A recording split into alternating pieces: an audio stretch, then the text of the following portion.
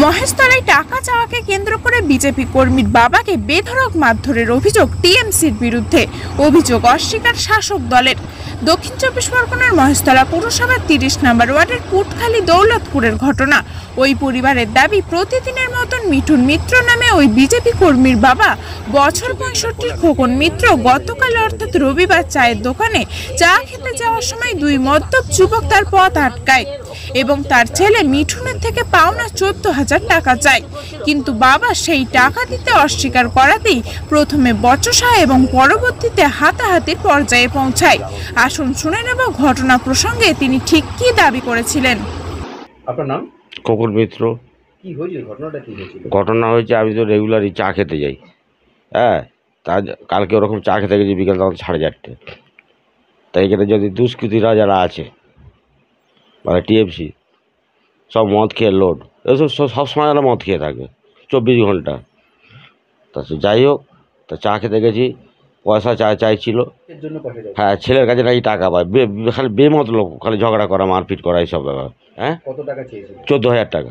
আচ্ছা, কিন্তু আমার ছেলে তো কাছে 10 পয়সা পায় না। আচ্ছা, সে যাই হোক, তা সে কী বললো মুখের ভাষা সে তো আর বলা যাবে না, বৌমার সামনে আছে। আমি বলার মধ্যে বলেছি এইটাই যে যার কাছে নিয়েছিস তার কাছে যা, তাকে বল। আমার ছেলে বিজেপি করে, সেই নিয়ে অনেক গালাগালি খেয়ে তাকে ইজ্জতহানি হয়েছে, মানে আমাকে অশ্লীল ভাষায় গালাগালি করছে বলে আমি সহ্য করতে পারিনি। আমি ধাক্কা মেরেছি, আমি সত্যি কথাই বলছি, সত্যি ধাক্কা মেরেছি, মেরে ফেলে দিয়েছি। দিয়ে তারপর আমাকে মারধর করাতে ওখানে বুকে মেরেছে, পিঠে লাথি মেরেছে, বুকে লাথি মেরেছে, পেটে লাথি মেরেছে। আচ্ছা, যাই হোক, তারপরে আমি আর কোনো কাজ বাড়িতেও ঢুকিনি, সোজা চলে গেছি থানায় গিয়ে করে বলাতে বললাম, আমাকে হসপিটালে পাঠালো। তার ডাক্তার সিটি স্ক্যানটা করেছে, আর যেগুলো ব্যথা হয়েছে সব ওষুধও দিয়েছে, আর আপনার ইঞ্জেকশন করেছে 3টে। ঠিক আছে, এই নিঃশ্বাস নিতে গেলে এই জায়গাটা লাগে। এই তো এক্ষুনি আমার ভাগনাকে হুমকি দিয়ে গেল, ওই সদস্য পাড়ার, এই পাড়ার সদস্য। কালকে কাউন্সিলর এসে বাড়িতে শাসিয়ে গেছে, মানে এখান থেকে মানে আমাদের আর কি আপনার বিহার ইউপিতে পাঠিয়ে দেবে। কাউন্সিলর বলে বাঁশি বাজালে সব, সিটি বাজালে সব বলে সব, এইসব ঘর দর ভেঙে সব দিয়ে চলে যাবে। তাই এইটা কি দিদি এটা করে রেখেছে, এইটা কি সব মোস্তান পুষে রেখেছে? হ্যাঁ, আমরা তো সবাই আতঙ্কে আছি। ছেলেকে মারবে, মারধর করবে, লাঠি ছোটা দিয়ে সব বেরোবে। ছেলে কি অন্যায় করেছে? বাটি করে বলে কি সেটা অন্যায়? আমি চাইছি সুস্থভাবে আমরা বাঁচতে চাই। আর দ্বিতীয় কথা হচ্ছে, এদের যারা আমাকে মেরেছে এদের কঠোর শাস্তি দেওয়া চাই। ঘটনাস্থল থেকে খোকন মিত্র মহেশতলা থানায় লিখিত অভিযোগ করবার জন্য যায়। অভিযোগ, তাতে ওই যুবকেরা ক্ষিপ্ত হয়ে খোকন মিত্রের বাড়িতে গিয়ে চড়াও হয়। সেই সময় তার সদ্য সন্তান প্রসব করা বৌমা রিঙ্কি মিত্র রুখে দাঁড়ায় এবং ওই যুবকদেরকে মারধর করে। ঘটনা শোনা মাত্রই 30 নম্বর ওয়ার্ডের তৃণমূল পৌরমাতা রেখামালী নস্করের স্বামী সুখদেব নস্কর ঘটনাস্থলে পৌঁছে বিষয়টি আপোষে মীমাংসা করার চেষ্টা করেন। কিন্তু ঠিক তখনই দেখা যায় ওই বিজেপি কর্মীর বাড়ি থেকে বিজেপি নেতৃত্ব বার হয়ে আসছে। আর সেটা দেখা মাত্রই উত্তেজিত হয়ে ওই পরিবারের উদ্দেশ্যে সুখদেব বাবু কি বলেছিলেন তার মুখ থেকে একবার শুনে নেওয়া যাক। আমার নাম সুখদেব নস্কর, আমি এই এলাকার একজন ব্যবসায়ী এবং আমার ওয়াইফ কাউন্সিলর, 30 নম্বর ওয়ার্ড কাউন্সিলর। বাচ্চা বলে একটা ছেলে এবং বুদ্ধা প্রথম মারে ভদ্রলোককে, খোকন মিত্রর নাম, খোকন মিত্রকে মারে, এটা আমি জানি। তো পরবর্তীকালে আবার এই বুদ্ধা যখন বাড়ি যাচ্ছে, যেহেতু পাশেই বাড়ি, তখন ওকে ধরে খুব মেরেছে এবং আপনি গেলেই দেখতে পাবেন চোখের কোন টোন সব ফেটে গেছে। তারা কি আপনার তৃণমূল কর্মী? না, এরা তো বাচ্চা তো এখানকার ছেলেই নয়, ও তো বাড়ি তো স্টেশন পল্লীতে। আর বুদ্ধা হয়তো তৃণমূলের সমর্থক, কোনো কর্মী নয়। দুপক্ষকেই মেরেছে এবং পলিটিক্যাল কোনো ব্যাপার নেই, কোনো পলিটিক্যাল ব্যাপার নয়। এবং কোনো একটি রাজনৈতিক দল দেখছি সেটাকে রাজনীতিকরণ করার চেষ্টা করছে। এবং আমি খবর পাওয়ার সাথে সাথে সঙ্গে গিয়েছি। অভিযোগ আরো উঠছে যে আপনি নাকি বলেছেন যে বাংলাদেশের মতো পরিস্থিতি করে দেবেন, তো ঘর ছাড়া করবেন, সে কথাও নাকি উঠছে।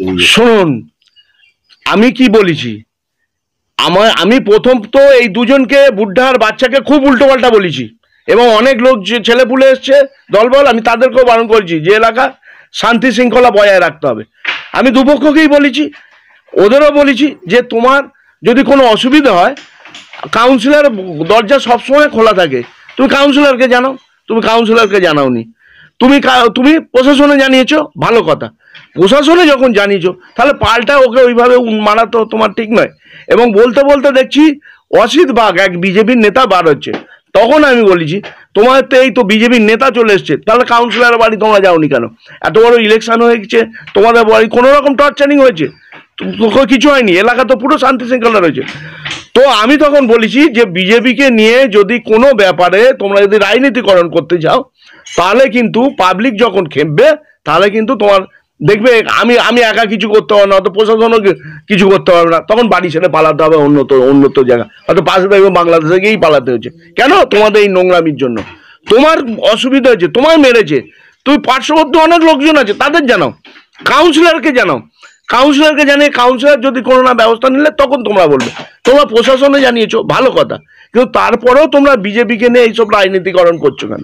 তো বিভিন্নভাবে বিজেপি চাইছে ওয়ার্ডটা শান্ত ওয়ার্ড, তাকে বিশৃঙ্খল করার চেষ্টা চলছে। আমি কালকে বলে দিচ্ছি, দুপক্ষকেই বলেছি, এলাকায় যদি বিশৃঙ্খল করার সৃষ্টি করো তাহলে পাবলিক এমন গণধোলাই দেবে তাহলে এখান থেকে ছেড়ে তোমাদের পালাতে হবে।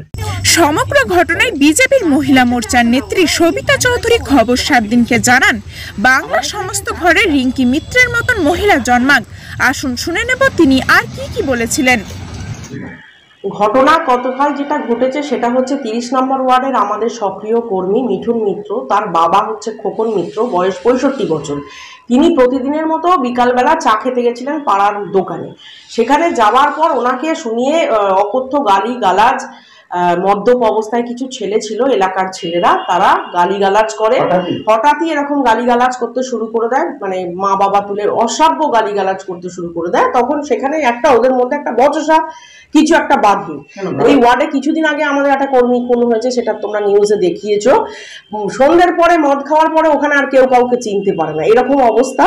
তো গালিগালাজের সূত্রপাত হয়েছে এবং তারপর ওখানে ধাক্কাধাক্কি করেছে এবং ওই বয়স্ক মানুষ, যে বৃদ্ধ মানুষ 65 বছরের, তাকে ধাক্কাধাক্কি করে প্রচন্ড মারধর করে এবং তার চোখের মুখে ফুলে যায়, বুকে চেস্টে ঘুষি ঘাসা মেরে আঘাত করে, বন্দুকের ডাব দিয়েও তাকে আঘাত করে হয় বলে আমার কাছে অভিযোগ করেছে।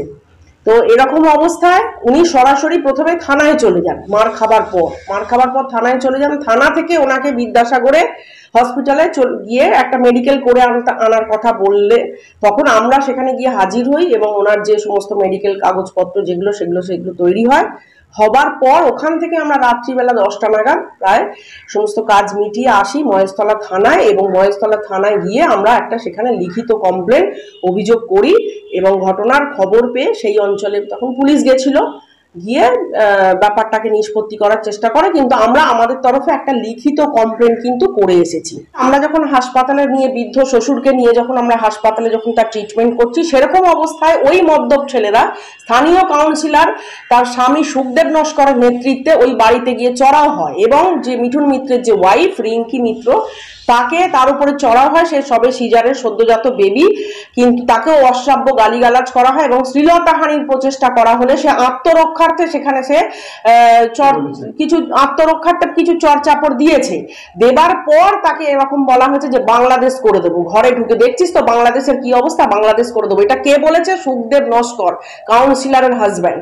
আমরা বলতে চাই যে ঘরে ঘরে রিঙ্কির মতো মেয়েরা জন্মাক, যারা বাংলার নারী শক্তিকে তারা প্রতিবাদ করতে জানে, তারা মাথা নিচু করতে জানে না। সদ্যজাত শিশু ভূমিষ্ঠ হওয়ার পরেও কিন্তু সে রুখে দাঁড়িয়েছে তার স্বামী এবং তার শ্বশুরের ওপর যে অত্যাচার হয়েছে এবং তাকে ঘরে ঢুকে যে শ্লীলতাহানি করার চেষ্টা করা হয়েছে তার বিরুদ্ধে কিন্তু সে রুখে দাঁড়িয়েছে।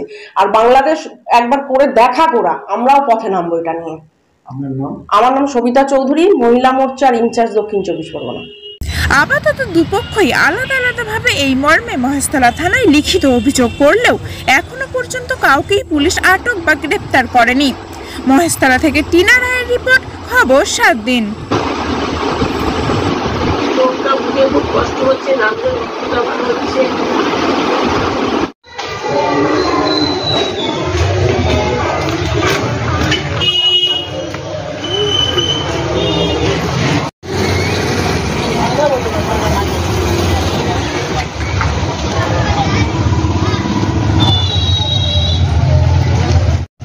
না, আপনার দোকানে চা খেতে এসেছিল তো? না, আমার চা খেতে কেউ আসে না কালকে। তাহলে চা কেউ খেতে আসে না, ওরা এমনি ভাই সব ওই দিকটা মারপিট হচ্ছিল। আমার এখানে কেউ চা খেতে আসে, ওরা চা খায় না। এমনই তাজা ও গুরুত্বপূর্ণ খবর পেতে খবর 17 চ্যানেলটি সাবস্ক্রাইব করুন এবং নোটিফিকেশন পেতে বেল আইকনটি টিপুন।